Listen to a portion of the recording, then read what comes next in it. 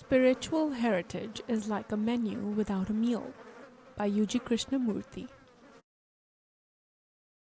Hello everyone, this is author BB Flower. Welcome to my channel.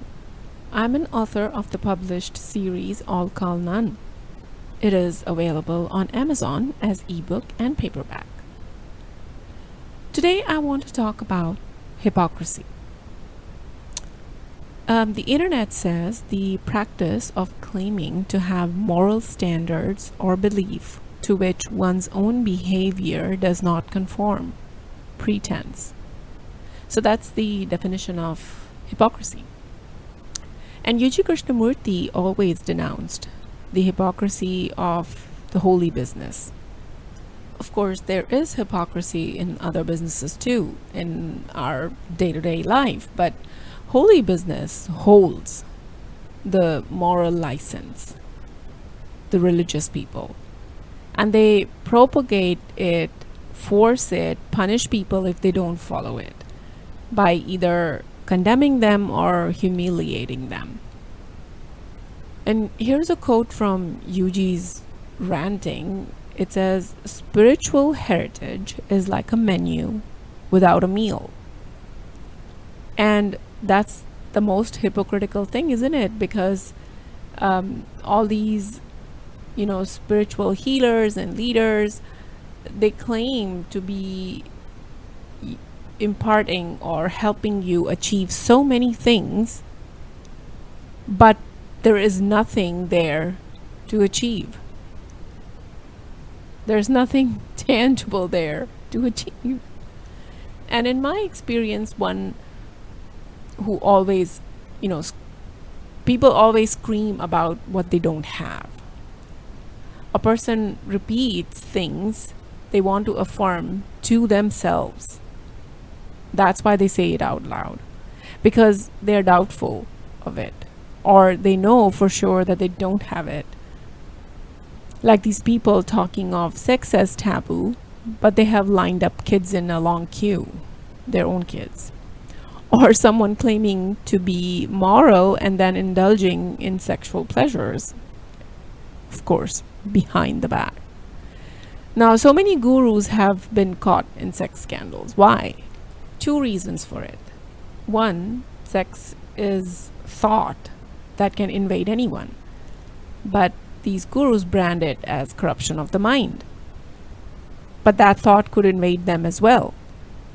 And when they act on it, it is discreetly because it is against their teaching.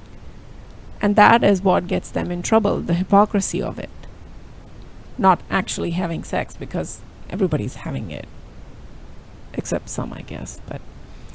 And if a person is selling something, saying it is great, then perhaps it is not. Because if you truly stumbled upon something great, you would just be enjoying it or hide it from others.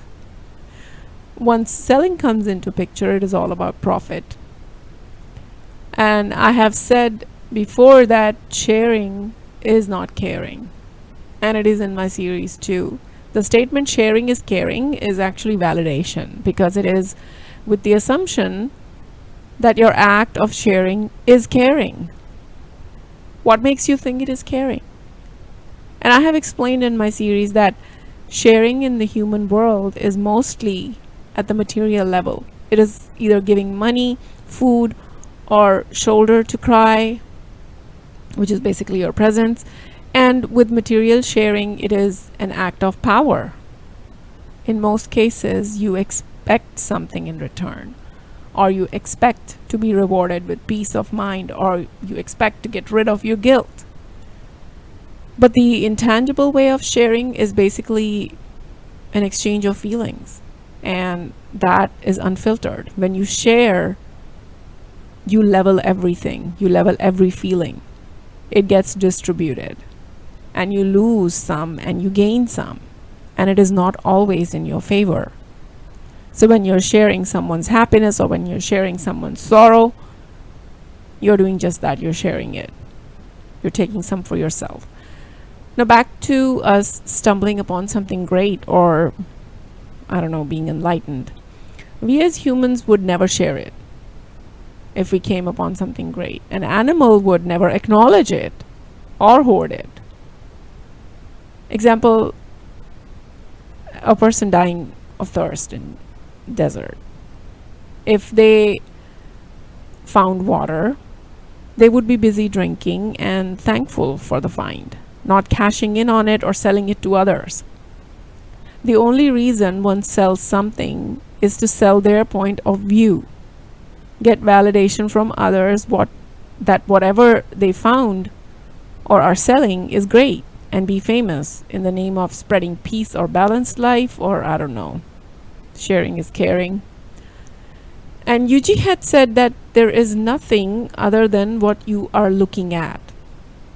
But since in humans basic survival is taken care of, we yearn for the beyond. Or some claim to be depressed. If a person who is super depressed is left in the jungle, let's say, with a predator, they will spring back to life and defend themselves or scream for help to get back to their depressed life.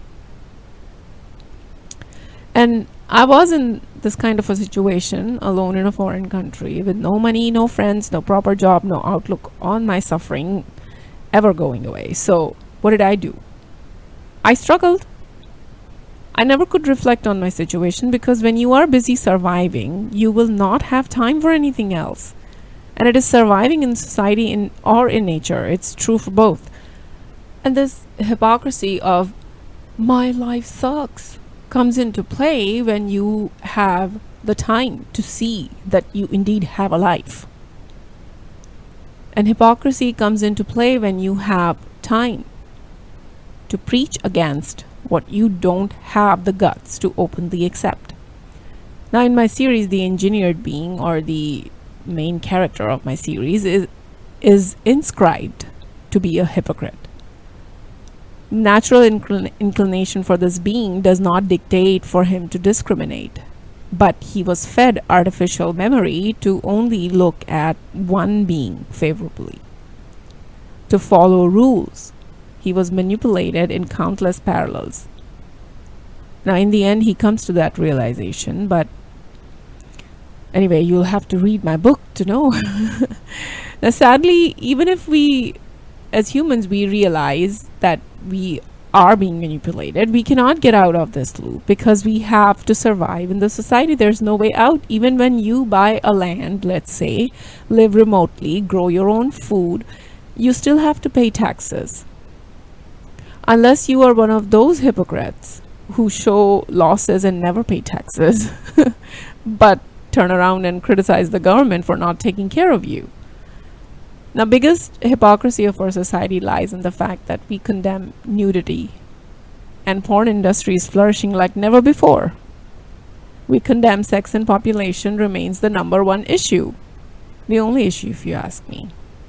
Another thing about the spiritual leaders is the claim that everyone can come to an understanding of life, achieve what they set out for, or they are looking for, whatever they are seeking for, but when they themselves fall short of what they claim to have achieved.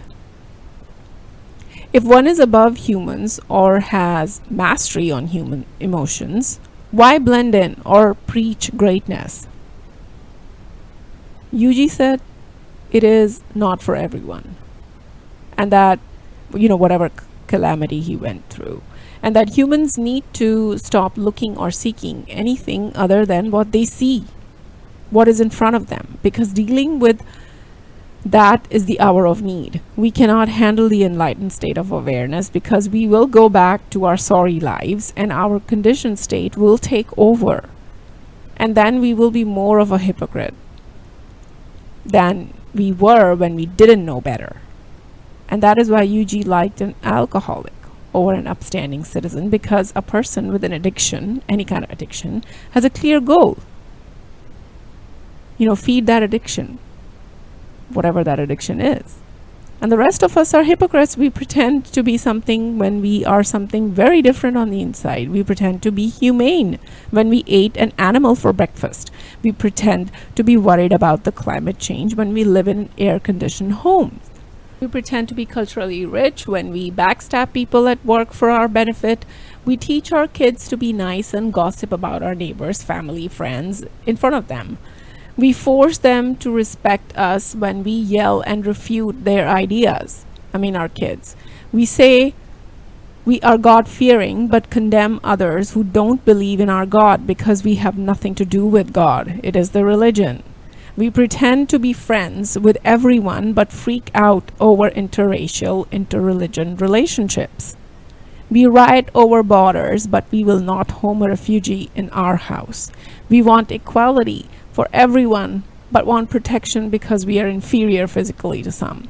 We want freedom of choice, but we don't give freedom to others when it comes to having an opinion. I will start with myself when it comes to calling out. What am I doing here? Well, I'm trying to sell my book. My agenda is clear. I'm not a guru who has a formula. I have listened to and understood you, G. Krishnamurti, to some extent, and have come to conclude life is random. Live it until you die. Nothing to see, nothing to find. However, my book can be found very easily on Amazon.